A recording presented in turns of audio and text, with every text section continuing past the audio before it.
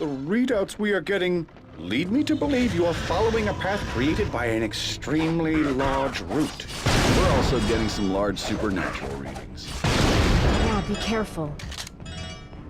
Finally, a place with enemies small enough to justify using our grounded Goofy Foot instead of our shotgun.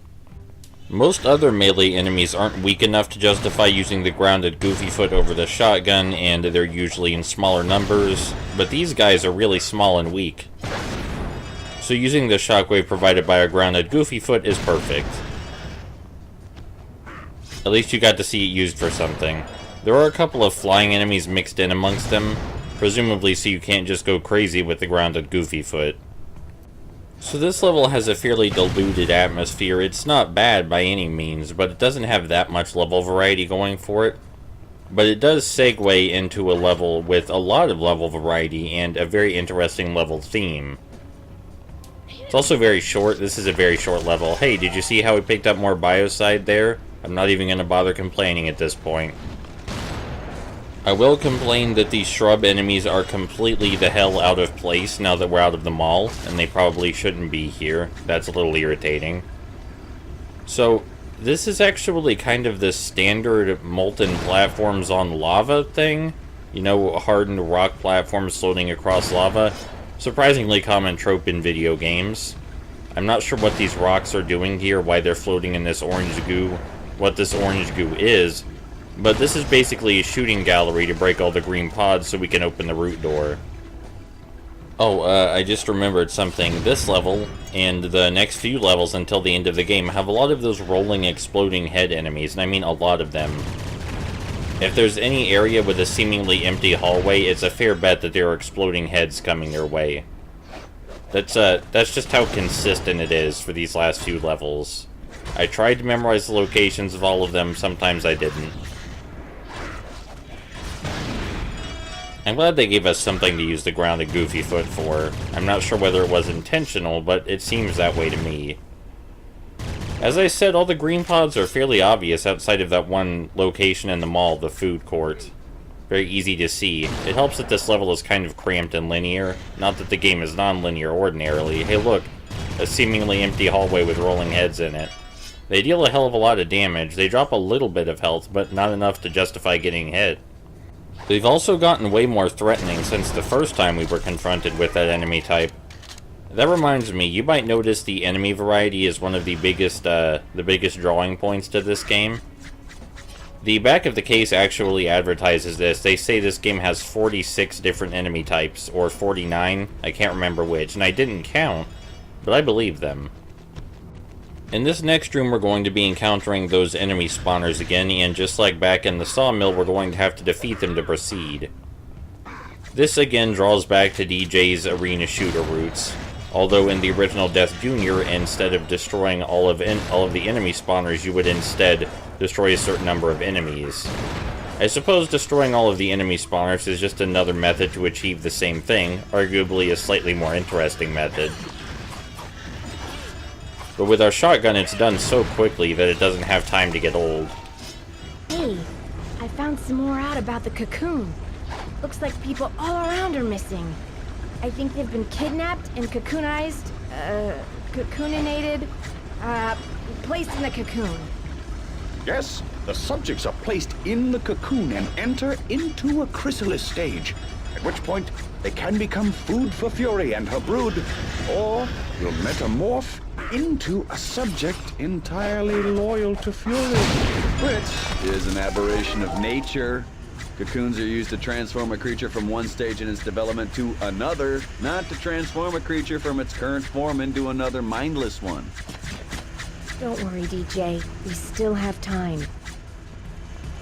Yes, I predict there is an 87.6% likelihood we have 4 or more. So if you reach this checkpoint before Smith finishes talking, it'll just interrupt him, and the rest of the audio won't play.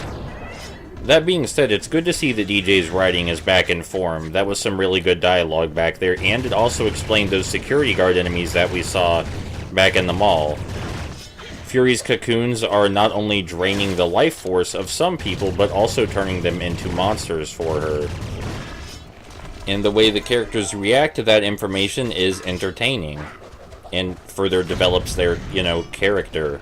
I would also like to give DJ mad props for using the word aberration. I like the word aberration. Good job. So those Pegasi that we saw in the previous level are just as weak to our shotgun as anything else. 2 shots at close range will take them out. There's very little challenge to be had this late in the game, aside from the rolling head enemies. Our shotgun and our grounded Goofy Foot will take out almost anything that stands in our path. We could have technically proceeded without taking out all the enemies in this room, but we have some very strict timed platforming to do, and I don't want to risk getting knocked down over and over.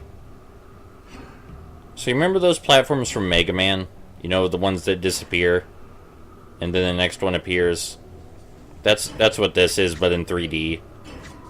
They actually disappear and reappear fairly quickly, and this is the first time that the lack of DJ's proper camera controls can get a little weird. Normally in the middle of heated action, this isn't an issue because you're usually in aim mode, which enables you to look around very quickly. But rotating the camera with the plus and minus buttons outside of aim mode can be rather slow.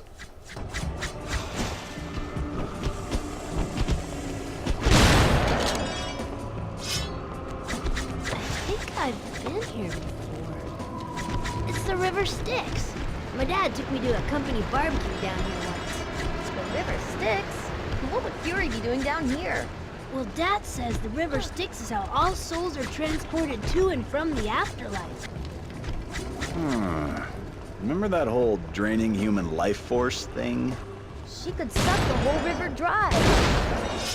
Like a Texan at an oil well.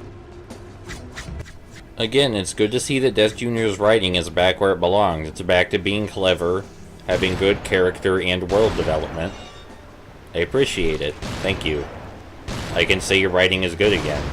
Feels nice. It only gets better from here also, so look forward to that. Not that there's a lot of game left, but still. Also, this is the segue I was talking about to a much more interesting level theme.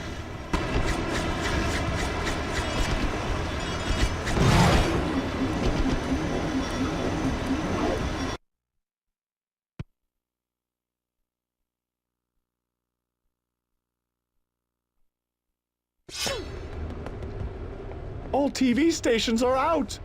Not even the emergency broadcasting service is working. Yeah, hurry up. We need to stop her quickly. Just be careful. Concern? From the seat? DJ still needs to fly around at Majestic Burger. Where was all this really nice character-heavy writing earlier? I guess they were saving it for the end of the game. Anyway, this level is mythology-themed. I suppose that's a very loose theme, you could say. It's supposed to be the River Styx, but it also has elements of other mythology in here. And you'll see what I mean later. This upcoming room is basically a big, round arena, and there are so many rolling heads in it. So many rolling heads you won't even know what to do with yourself. That's why we pulled our pistols out immediately, and are actively searching for them. I don't trust this game. Those rolling heads will sneak up on you from behind and blow you to pieces. You already got me once, game. I'm not gonna fall for it a second time. I won't let you kill me in here again. So aside from looking out for rolling, exploding heads, which is the main objective of this room, the secondary objective is to push a bunch of switches so we can proceed. You might think pushing the switches would be the primary objective, but no. The primary objective is to avoid the rolling, exploding heads. After we've successfully flipped all the switches and the platforms are raised, we can successfully leave the room with ease. There are still enemies in here, but none of them really fire projectiles, so we're perfectly fine to get out of here. And we're about to zip line straight into the game's biggest exploration of its platforming mechanics, this big lava-filled room right here. Virtually every platforming mechanic is explored to its fullest in this single room, except for the wall jump, which can't really get any exploration due to the way it's implemented, sadly. But this is a good room, and it shows that they genuinely thought about their 3D platforming, and it wasn't just an afterthought. There's a bunch of really stylish and cool transitions, and it just feels good to platform here. The level of danger is also reasonably higher than other similar rooms because falling does mean that you actually die and have to restart at a checkpoint. This room doesn't last very long, but I'm super proud of them and I feel really good about what they did here. I'm gonna remember this room because this is the room where DJ's platforming became something notable, and it felt very rhythmic, very natural, and even a little bit challenging, which is something. Almost got me. I almost didn't expect you. And then I was like, wait, it seems strangely quiet. But I found you. I knew you were here. I knew deep in my gut you were here, you stupid rolling exploding heads.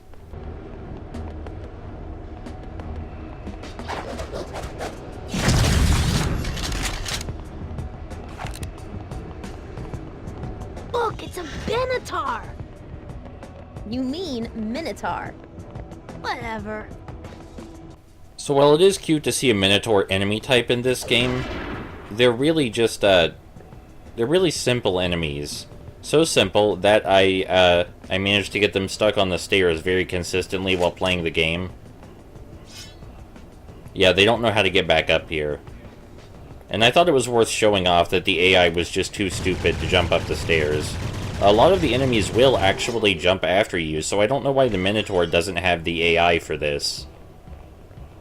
They seem to be only capable of running straight forward, which I guess is understandable considering we only see them about twice, and in both locations they're in a fairly flat area, but most of the other enemies don't have this issue with getting over ledges. I tried to trap all 3 of them, but I only managed to trap 2. That's a moderate success. So whenever we get close to them, they slam their fist into the ground and we just need to back away. Pretty simple. Using the shotgun is slightly riskier than using the twin pistols for this reason, but the timing is it's pretty simple, pretty lenient. You can probably do it just fine. Just press back whenever you fire. Still a fun enemy type. Technically a melee type, so if you wanted to, you could just spam the grounded Goofy foot and you wouldn't have to worry about getting hit at all. I may be very positive toward this game, but there's a lot about its combat that isn't terribly well balanced. The grounded Goofy foot makes all melee combat a complete joke, and the upgraded shotgun and twin pistols are very overpowered. I wouldn't necessarily say the game gets easier as it goes on, but you get your upgraded weaponry so quickly that the difficulty curve seems to not be a curve at all. It seems rather stagnant. It's more like a difficulty line. The level I had the most trouble with was most certainly the World of Waffles levels. But that was only because I attempted to fight too many of the enemies when I could have ran past them. Since the game in general discourages running past enemies, there's got to be rolling heads in here, I know it. They have to be in here. This is a hallway, and it's quiet. There have to be rolling heads in here. There have to be.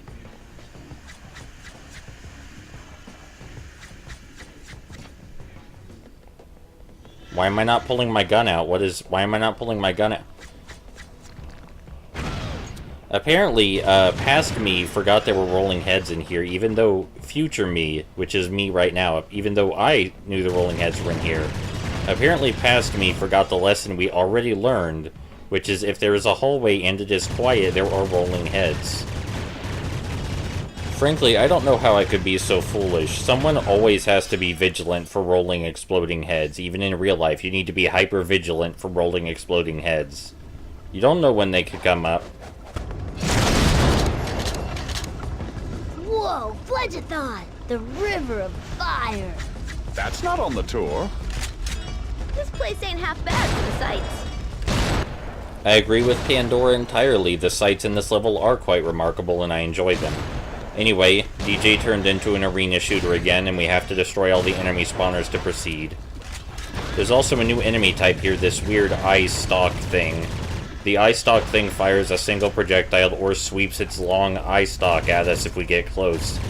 It's not particularly threatening, but it can burrow underground to run away. That's its most defining characteristic. You know, when I got to this point in the game, and I was recording it, I was worried I would have run out of stuff to say, but no. Not really. This game's pretty good. Okay, I'm not sure if the game's pretty good, but the game's atmosphere, in general, and its enemy variety, that's pretty good. I don't know if you could call the game design good. The game design is horrendously unbalanced, and in order to have even a small amount of challenge, again, I intentionally put limitations on myself. So I'm not sure if the game design is good, but the enemy and level variety and atmosphere, yeah, that's really solid. Which is good, because I sure as hell can't talk about this fight, because it's easy. You just walk up and blast all the pods. Oh, and the enemies can also destroy the pods, which is something I didn't even notice until my practice recording. So that's kind of cool. It will rarely ever come. Why did I do that? That is dangerous. Why did I do that? Don't do that. I almost killed myself for no reason. I do fall down here and fail to transition properly onto the zip line. I really shouldn't be skipping the enemies in this room because there's still at least one enemy with projectiles left that I should really be dealing with before I try to platform, but I succeed anyway, so I guess my hubris pays off this time and saves us a very small amount of time. A very, very small amount of time. We have done some analysis on the cocoon victims we found at the mall. Fury's energies are keeping them in a comatose state, which is preventing them from escaping from the cocoon themselves. But if we cut them free before they are conscious, we could shock them too much and possibly kill them. So, Fury is the focus. You defeat her, and people should return to normal. Just like killing the head vampire. Thank you for that bit of wisdom, Seep. If ever I encounter vampires, I will remember that killing the head vampire will return everyone else to normal. Whatever that means. After we leap this platform and turn the corner, we'll be in the very final room of the level, which is just a straight-up arena shooter. Unlike the other rooms that were like an arena shooter, in this one we have to kill 25 enemies, and they come in waves. Right here, it just feels like the original Death Jr., which isn't necessarily a bad thing, especially since the controls in this game are not terrible and make the game really, you know, never mind, we're not talking about Death Jr., we're talking about Root of Evil, which is much better. And did I mention the shotgun is overpowered? Because look at this. Look at how overpowered the shotgun is. I mean, is it satisfying to tear through the enemies like a god of destruction? Yes. Is it challenging or engaging? Not really. So it's a good thing that the game has such an interesting level variety. You know, that brings up an interesting point. The game also has quite a bit of weapon variety as well. We're not using the weapon variety, otherwise the game would be even easier, but if you did use the weapon variety, maybe the satisfaction of killing the enemies with a variety of weapons would be enough to hold the game design up by itself. I hadn't considered that. You know, I bring up Dynasty Warriors a lot when talking about video game satisfaction, but in general, Muso games are a good example of games that rely almost entirely on satisfaction to fuel their game design. And it works. So a part of me now wonders if the same would work for DJ. Now, I don't think that satisfaction was the intended function of the game design in Death Jr. Root of Evil, but that doesn't mean it can't be the focus anyway. Sometimes things are good for reasons that aren't intended, and oftentimes they're also bad for reasons that aren't intended. What ultimately matters is the end result, though it's always nice to hear about the developers' intentions, and I would still love to review every single game designer involved in all of the games I've Let's Played, just to hear how they feel about their own design.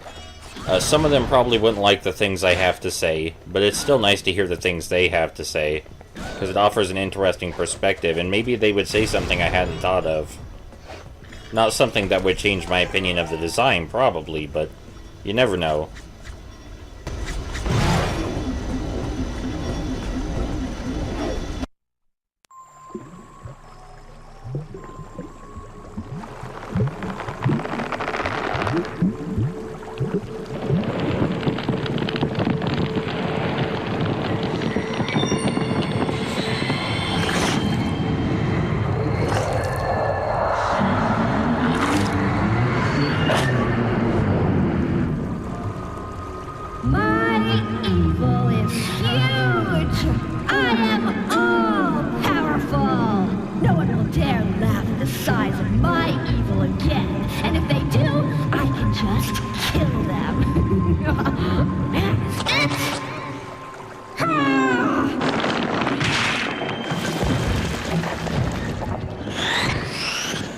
Drama much?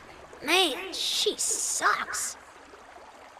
I liked you better when you didn't talk.